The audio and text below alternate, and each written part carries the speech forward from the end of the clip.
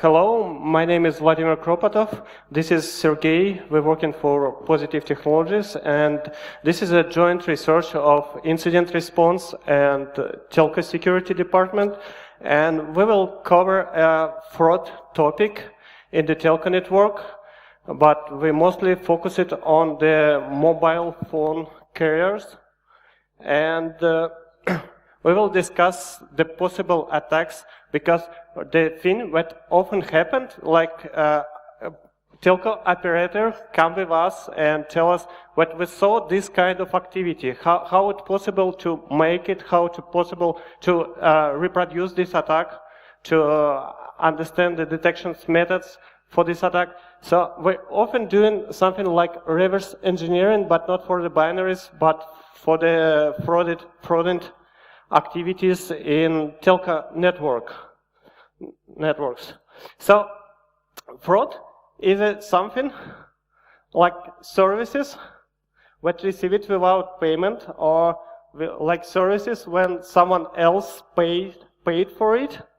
So what often happens on the telco networks, and the victims for the fraud are could be classified as a telco operator subscribers, like we paid for the services that they weren't received, like telco operator who paid for something what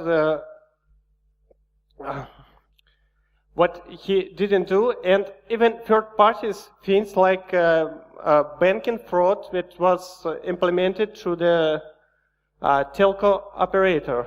So we will cover 3 cases.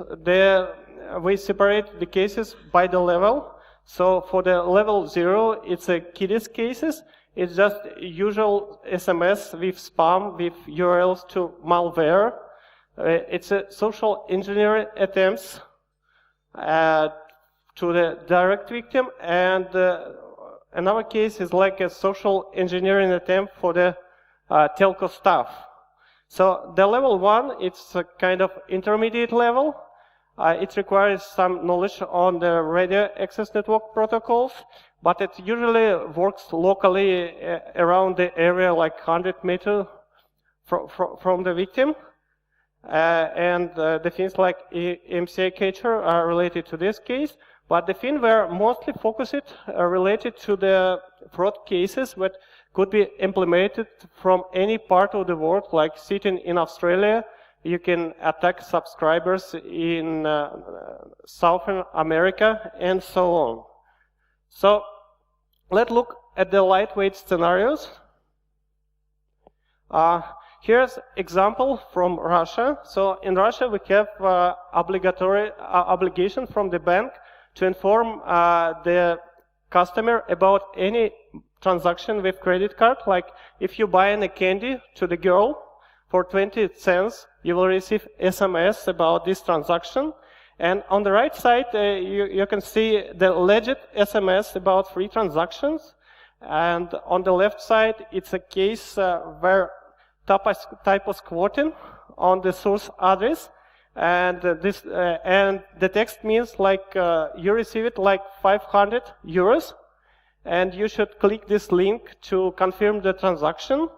So this is one of the cases of the social engineering fraud. Another thing, it's like often even Russian central bank is used in the social engineering attack. On the left side, you can see the real attack scenario where was like more than 25 million euros stolen after the letters on behalf of central bank to another bank. But even kiddies use this name and send SMS from the central bank. Central bank tells you that all the credit card you have are locked, and please call this number just to handle the situation. And another fraud activity, it's affected often old persons like grandma. So there was a bunch of the calls to the old people on behalf of the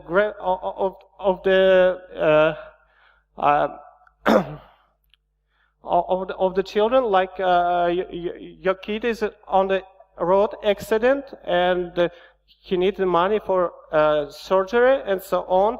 And the old people provided all the details from the credit cards and lose like 100 or even 1,000 euros per time. So yet in our case, what happened with a researcher in IT field, so the guy received a call like, we will hack you, please be ready. And he turned it on like two-factor authentication everywhere. But the actor did the strange thing. He called the mobile operator and asked him to redirect all the SMS and calls to another number, like this number doesn't work, and please redirect. And in this case, researcher lost his Gmail account, Facebook account, and a number of messengers account, but all the stuff related to the kiddie stuff, because it's not required any technical knowledge on the infrastructure or the protocol. So yet now a scenario with middle level. This screenshot demonstrates SMS interception on the radio tract for GSM technology.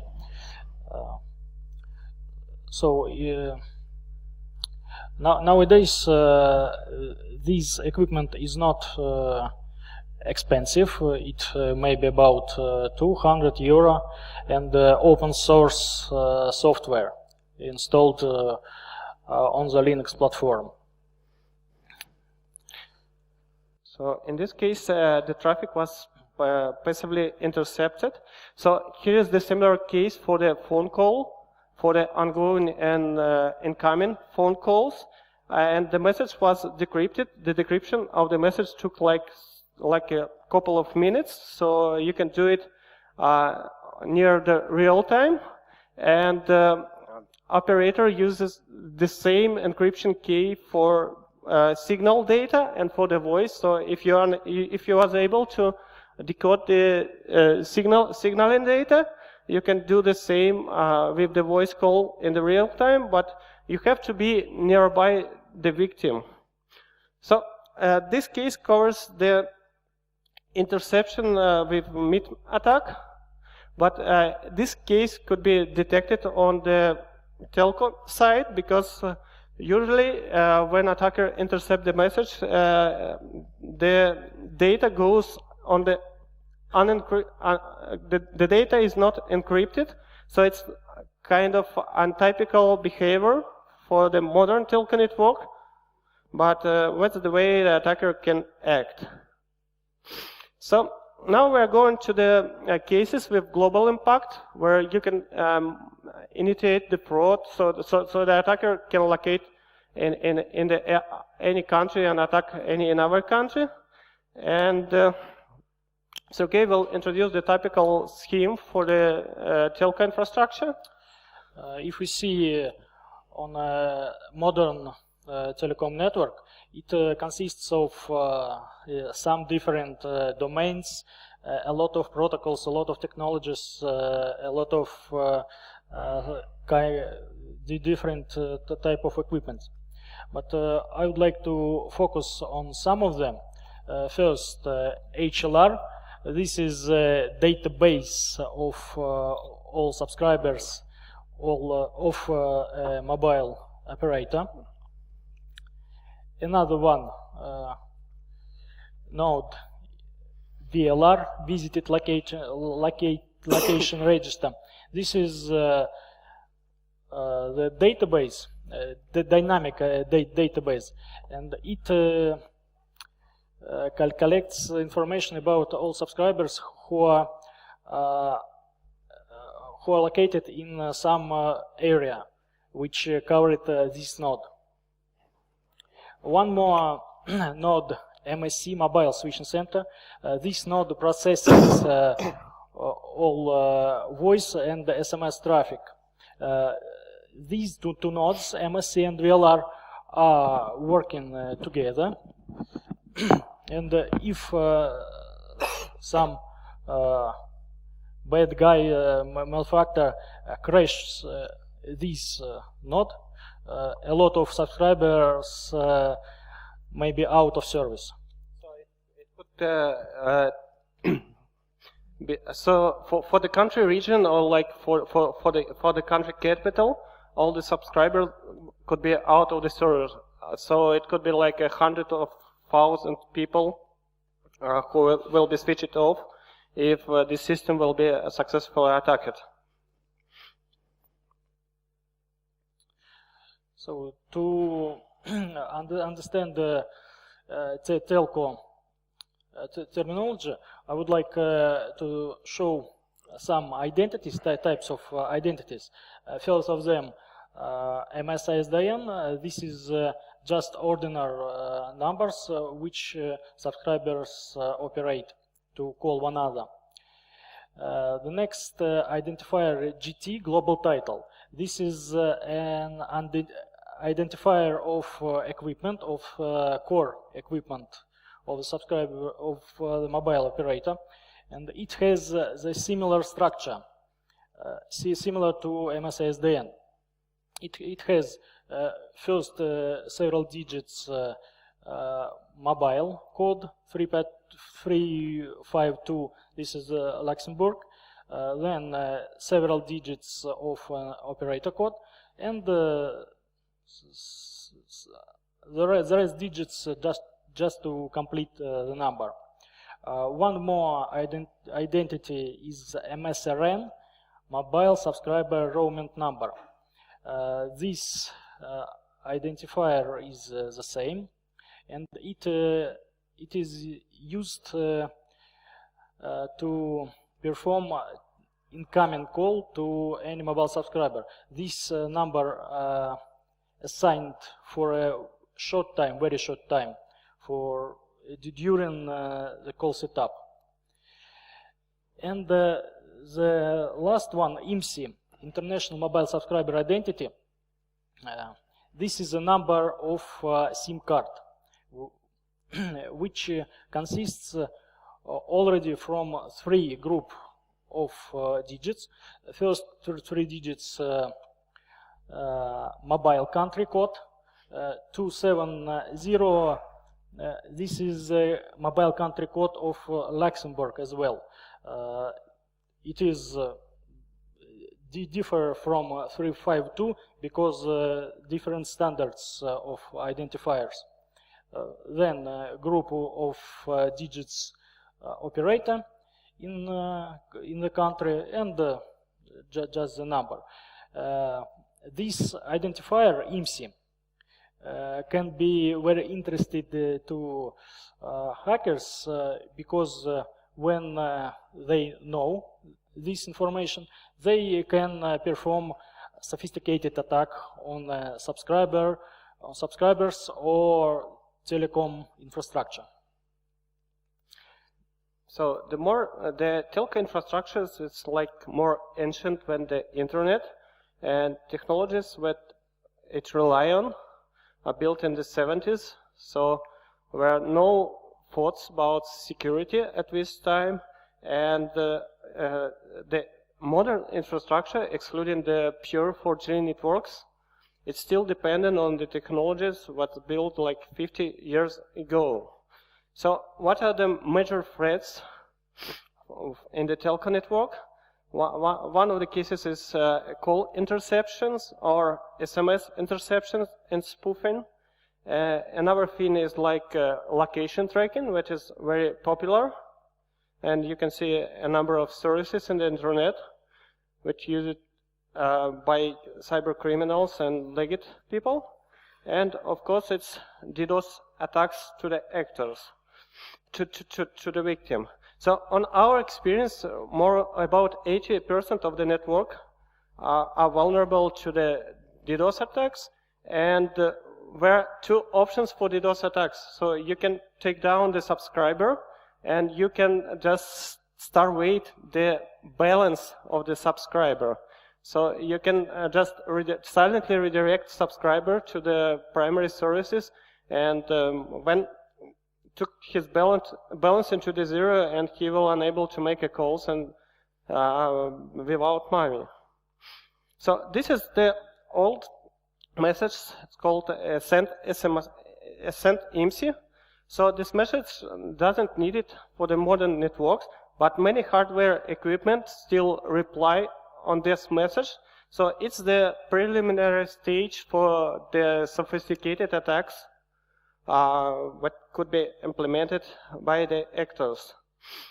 So for the scenarios, for the fraud scenarios are now experienced like 67% of the networks are vulnerable to fraud.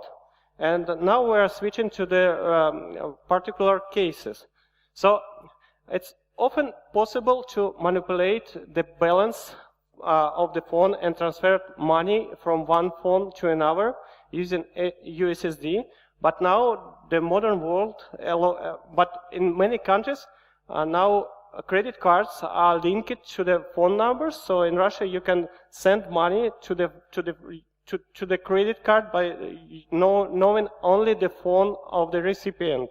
So in the case of the phone balance, actors can steal like tens or 100 euros, and in the case of the credit cards, actors can steal thousands of euros. So here is the attack scenario for the balance transfer using USSD. That was performed during the test program for one of operator. First step, this is request of balance of a victim subscriber. It had 128 rubles at the beginning of the test. Then we sent a command, USSD command, which directs to transfer 10 rubles to some number. But operator tried to protect, and they deployed a security mechanism. Just send this number *145*841# to confirm the transaction. If we performed previous two steps, we can send this command as well. And at the end of the test, we can see 118 rubles on the balance of the subscriber, 10 rubles. So get off. So this attack implemented remotely from one country to another country. So it's not a local attack. So you can do it like from this country to attack any another country or continent, and that's the major problem. Then. So in SMS, what you receive, like from the bank, you can the attacker and and during the legit operation, it's possible to use numbers like phone numbers or use alphanumeric symbols, and this option allows attackers to impersonate the banks or the victim and send SMS on behalf of the persons of the bank or the banks. So here you can see money withdrawal with 3,000 US, and this is a fake SMS, but it looks like legit, excluding the ha sign inside because it was attack reproduction. So on our experience, almost all networks are vulnerable to this type of attacks. So maybe you saw a number of the headlines in the news about vulnerabilities, and now we will show the demo. This works for the Facebook, for WhatsApp, but we will show the Telegram case, so how to intercept Telegram messages on the phone.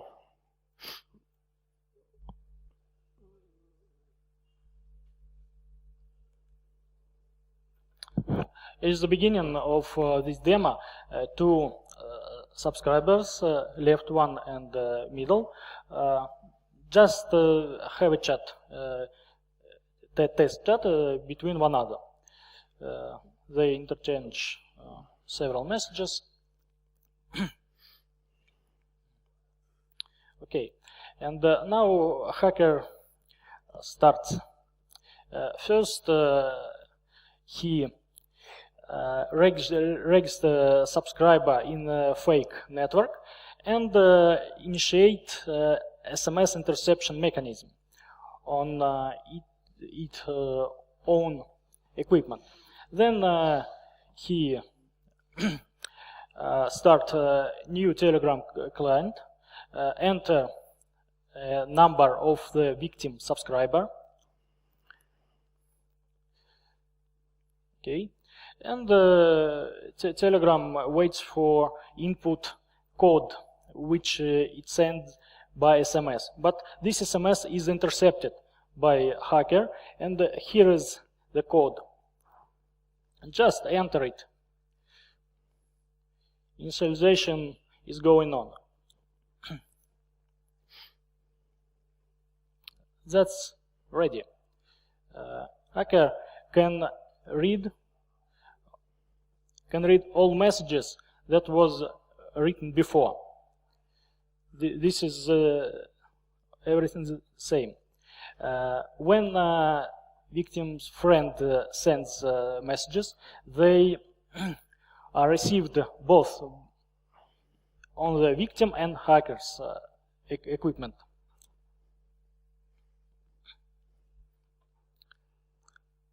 So now we can see dialogue, but this dialogue has 3 participants instead of 2 before.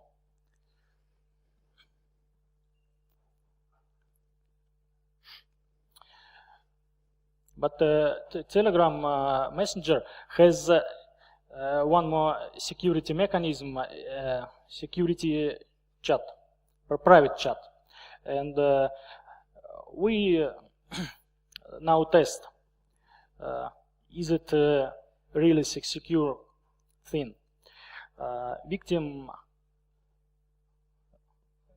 initiate new secret chat and will send some message to his friend.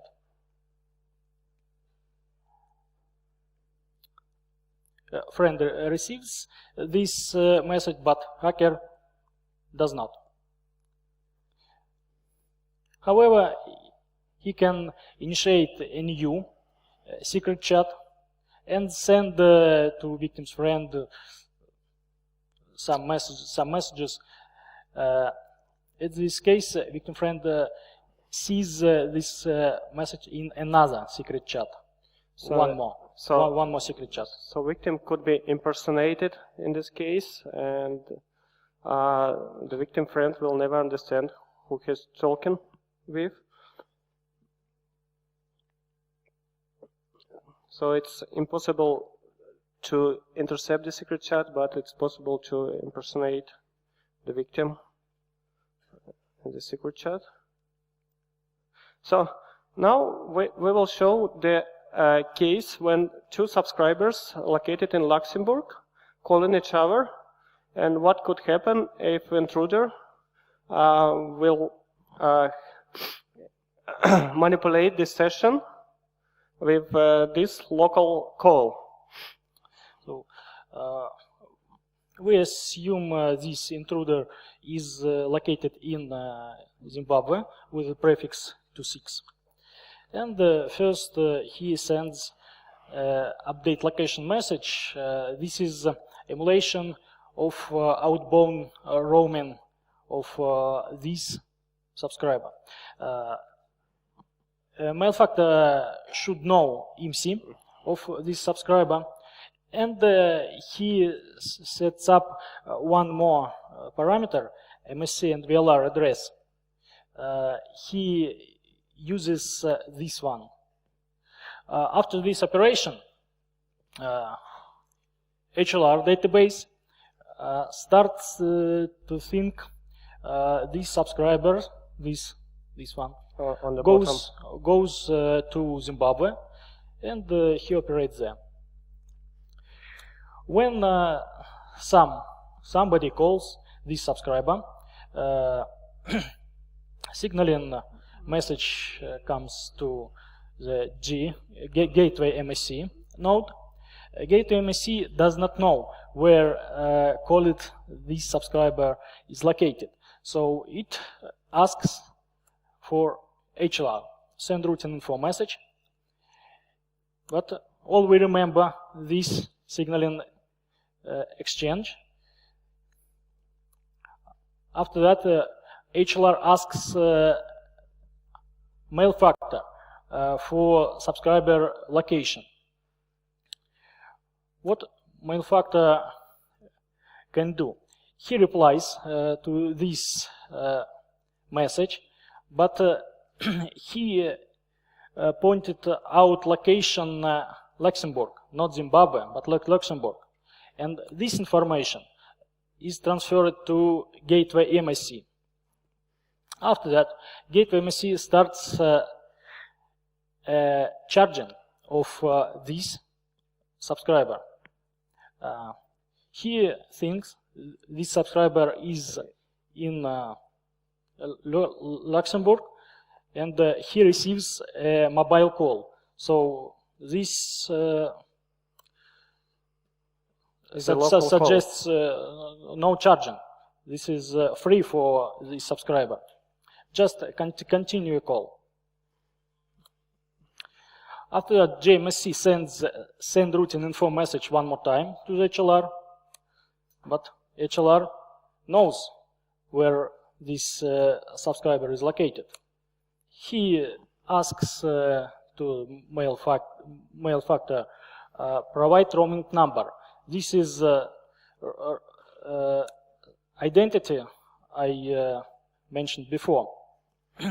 But what mail factor does?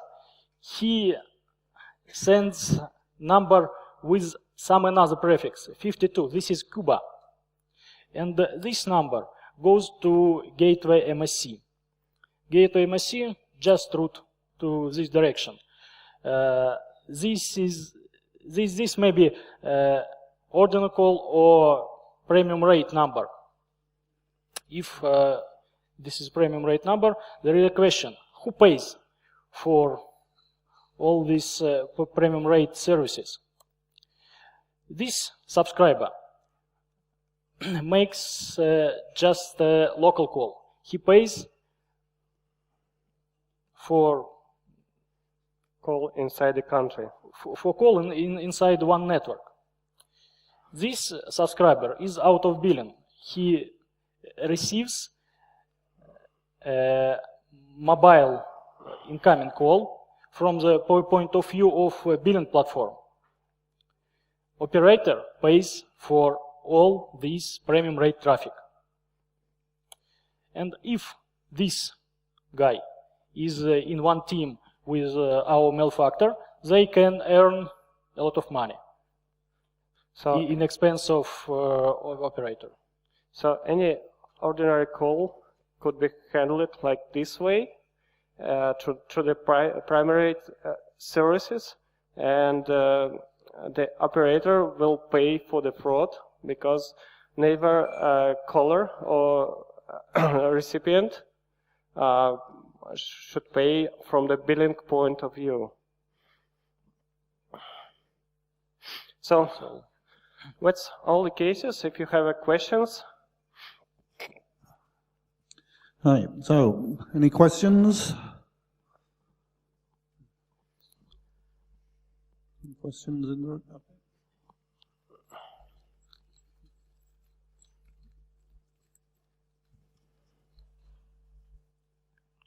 Yeah, thank you. Approximately how many times do you witness such frauds in current networks? So this thing's not going to the public usually, but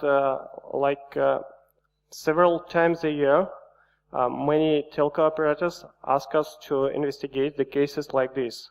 So it's not the public, but the things that are really happen, and that's the fraud that hurts to the telco operators. Thank you. Any more questions? Oh, okay. I think there might be a comment about prerequisites to implement this type of attacks, because it requires a special access, and maybe Sergey have a couple of notes about a requirement to implement attacks through SS7 layer.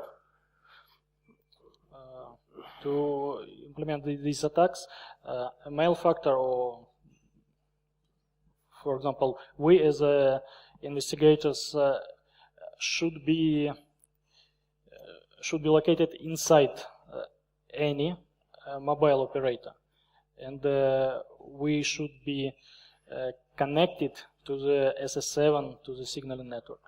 So if you have access to any mobile operator over the world, so you can buy like for 500 euros somewhere access in South Africa or somewhere else, you can implement this type of attacks to any country, to any telco operator. Okay, thank you very much. Thank you.